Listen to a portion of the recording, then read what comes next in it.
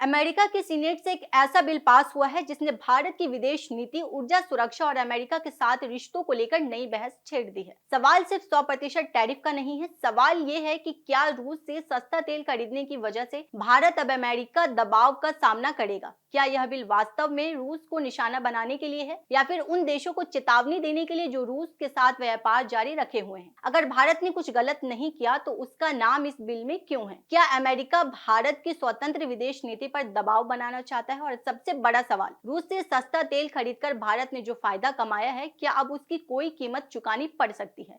आइए समझते हैं पूरे मामले को विस्तार से। सबसे पहले समझते हैं कि आखिर हुआ क्या है। अमेरिकी सीनेट ने भारी बहुमत से एक ऐसा विधेयक पारित किया है जिसे लिंडसे ओ ग्राहम सैक्शनिंग रूस एंड ईरान एक्ट 2026 नाम दिया गया है। इस बिल का मकसद रूस और ईरान पर आर्थिक दबाव बढ़ाना बताया जा रहा है, लेकिन सबसे ज्यादा चर्चा उस प्रावधान को लेकर हो रही है जिसके तहत रूस से तेल और गैस खरीदने वाले प्रमुख देशों पर 100% तक टैरिफ लगाने की शक्ति अमेरिकी राष्ट्रपति को मिल सकती है। भारत का नाम भी उन देशों में लिया जा रहा है जो रूस से बड़ी मात्रा में तेल खरीदते हैं। हालांकि यह स्पष्ट कर देना जरूरी है कि यह अभी कानून नहीं बना है, इसे अमेरिकी प्रतिनिधि सभा से भी मंजूरी लेनी होगी और उसके बाद राष्ट्रपति की स्वीकृति मिलेगी। लेकिन यहाँ पहला बड़ा सवाल पैदा होता है, अगर निशाना रूस है तो चर्चा भारत पर क्यों हो रही है? इसका जवाब यूक्रेन युद्ध के बाद की दुनिया में छिपा है। 2022 में युद्ध शुरू होने के बाद अमेरिका और यूरोप ने रूस को आर्थिक रूप से कमजोर करने की रणनीति अपनाई। उनका मानना था कि अगर रूस की कमाई कम होगी तो उसकी युद्ध क्षमता भी प्रभावित होगी।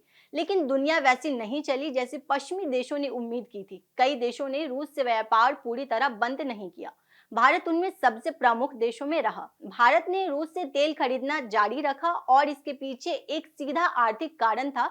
रूस रियासती दरों पर तेल बेच रहा था। भारत दुनिया के सबसे बड़े ऊर्जा आयातकों में से एक है। देश अपनी जरूरत का अधिकांश कच्चा तेल विदेश से खरीदता है। ऐसे में अगर कहीं से सस्ता तेल मिलता है तो उसे खरीदना आर्थिक दृष्टि से स्वाभाविक माना जाता है। भारत सरकार का तर्क भी यही रहा कि उसका पहला दायित्व अपने नागरिकों और अर्थव्यवस्था के हितों की रक्षा करना है। यहीं से दूसरा बड़ा सवाल उठता है, क्या भारत ने कुछ गलत किया? भारत ने किसी अंतर्राष्ट्रीय प्रतिबंध का उल्लंघन नहीं किया। संयुक्त राष्ट्र ने रूस के तेल पर कोई वैश्विक प्रतिबंध नहीं लगाया। भारत ने खुले तौर पर रूस से तेल खरीदा और कई बार सार्वजनिक रूप से कहा कि वह अपने राष्ट्रीय हितों के अनुसार ऊर्जा नीति तय करेगा।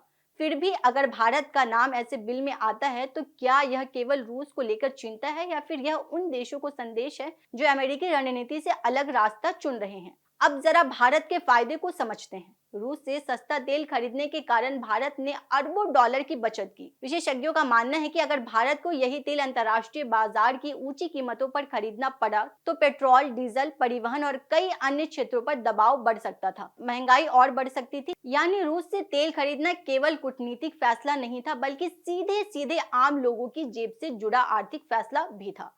लेकिन अब कहानी का दूसरा पक्ष सामने आता है। अमेरिका और उसके समर्थकों का तर्क है कि रूस को तेल बेचकर जो पैसा मिल रहा है वही उसकी अर्थव्यवस्था और युद्ध प्रयासों को मजबूत कर रहा है। इसलिए केवल रूस पर प्रतिबंध लगाना काफी नहीं है, बल्कि उन देशों पर भी दबाव बनाना होगा जो रूस को आर्थिक ऑक्सीजन दे रहे हैं। इसी सोच के तहत यह विधेयक सामने आया है। अब बात करते हैं उस सवाल की जो भारत में राजनीतिक बहस का केंद्र बन चुका है। प्रधानमंत्री नरेंद्र मोदी और अमेरिका राष्ट्रपति डोनाल्ड ट्रंप के रिश्तों की चर्चा लंबे समय से होती रही है।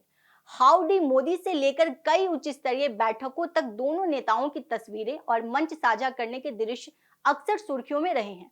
भारत और अमेरिका ने रक्षा तकनीक, सेमीकंडक्टर, इंडो पैसिफिक सुरक्षा और व्यापार के कई क्षेत्रों में सहयोग बढ़ाया है। ऐसे में विपक्ष सवाल उठा रहा है कि अगर संबंध इतने मजबूत हैं तो फिर भारत का नाम ऐसे विधेयक में क्यों आ रहा है? आम आदमी पार्टी के नेता अरविंद केजरीवाल ने इस मुद्दे को लेकर केंद्र सरकार पर हमला बोला है। उनका कहना है कि अगर भारत अमेरिका का संबंध इतने मजबूत हैं तो फिर ऐसी स्थिति क्यों पैदा हुई जिसमें भारत पर 100% टैरिफ जैसी चर्चा हो रही है। विपक्ष का तर्क है कि सरकार विदेश नीति की सफलता का दावा करती है, लेकिन अब अमेरिका से ही ऐसा संदेश आ रहा है जो चिंता पैदा करता है। हालांकि यहाँ एक और दृष्टिकोण भी है। अंतर्राष्ट्रीय संबंध व्यक्तिगत दोस्ती पर नहीं चलते, बल्कि राष्ट्रीय हितों पर चलते हैं। अमेरिका अपने हित देखता है। भारत अपने इतिहास गवाह है कि दुनिया के सबसे करीबी सहयोगियों के बीच भी व्यापारिक और रणनीतिक मतभेद होते रहे हैं। इसलिए केवल मोदी और ट्रंप की व्यक्तिगत केमिस्ट्री को इस पूरे विवाद का कारण या समाधान मान लेना शायद वास्तविक तस्वीर को बहुत सरल बना देना होगा। अब सबसे महत्वपूर्ण सवाल, अगर भविष्य में यह बिल कानून बन जाता है और अमेरिका वास्तव में भारत पर 100% टैरिफ लगाने जैसे कदम उठाता है तो क्या होगा? इसका सबसे पहला असर भारतीय निर्यात पर पड़ सकता है। अमेरिका भारत के सबसे बड़े निर्यात बाजारों में से एक है। दवाइयां, कपड़ा उद्योग, इंजीनियरिंग उत्पाद, ऑटो पार्ट्स और कई अन्य क्षेत्रों को झटका लग सकता है। भारतीय सामान अमेरिकी बाजार में महंगा हो जाए और प्रतिस्पर्धा प्रभावित हो सकती है। इसका असर रोजगार और निवेश पर भी दिखाई दे सकता है। लेकिन यहाँ भी तस्वीर एक तरफ नहीं है। भारत केवल अमेरिका पर निर्भर अर्थव्यवस्था नहीं है। भारत ने पिछले कुछ वर्षों में मध्य पूर्व, यूरोप, अफ्रीका और एशिया के अन्य देशों के साथ भी अपने आर्थिक संबंध मजबूत किए हैं।